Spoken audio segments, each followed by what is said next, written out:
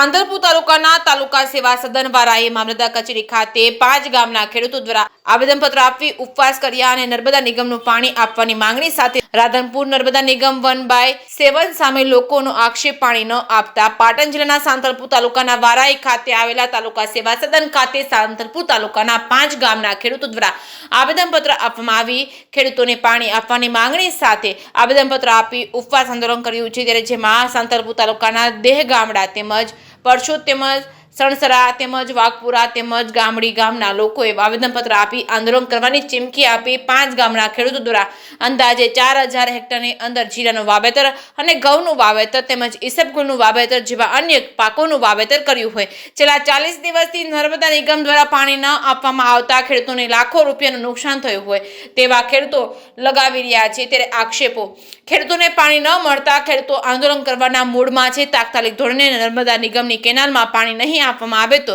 ખેડૂતો પદયાત્રા કાઢવા માટે આવેદનપત્રમાં જણાવ્યું હતું। ગુજરાતના મુખ્યમંત્રી અને નર્મદા નિગમને અને ધારાસભ્ય અને સંસદ સભ્ય અને કલેક્ટરને પાટણને અને નાયબ કલેક્ટર રાધનપુરની રજિસ્ટર્ડ એડીથી આવેદનપત્ર મોકલાવ્યું છે। તાત્કાલિક ધોરણે પાણી આપવાની માંગણી સાથે રવિ સિઝન બચાવવા માટે રજૂઆત કરી છે। જે કેસની ગુજરાતી સાથે મનુ ઠક્કર રાધનપુર આવેદનપત્ર આપવામાં આવ્યા છે અને ખેડૂતો આંદોલનના મૂડમાં શું કહેવા માંગો છો?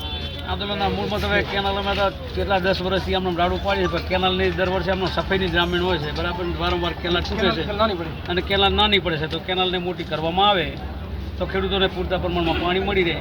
કારણ કે ખેડૂતો આપણે હવે આ મોંઘા ભાવના બિયારણો વાવે છે અને આમના પાણીની રાહ જોઈ અને દર વર્ષે આવો નવો તકલીફ પડે છે ખેડૂતોને, એટલે બહુ હેરાન થાય। અત્યારે શું ખેડૂતોની પરિસ્થિતિ? અત્યારે પરિસ્થિતિ જીરા પોખેલા પડ્યા છે બરાબર, પાણી આવતું નથી બરાબર, 1 મહિનાથી રાત દાડો ઉજાગરા કરે પણ છતાં પાણી આવતું નથી।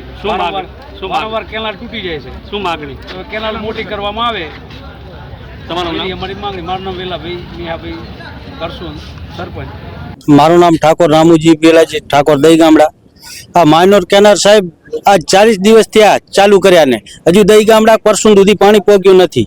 આ ખેડૂતોને બધાને ઇજ્જત કરી અને અમારી તો માગણી એવી જ છે કે અમારે એજન્સી કોન્ટ્રાક્ટ બીજાને આપી દે, અમારી કોઈ સંભાળ લેતા નથી ફોન ઉપાડતા, અમારે ફોન કરવો કોને?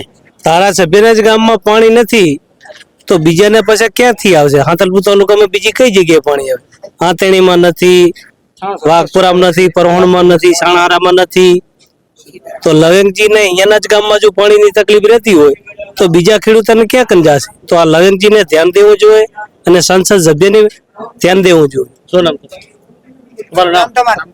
મારું નામ હનીફ ખાન।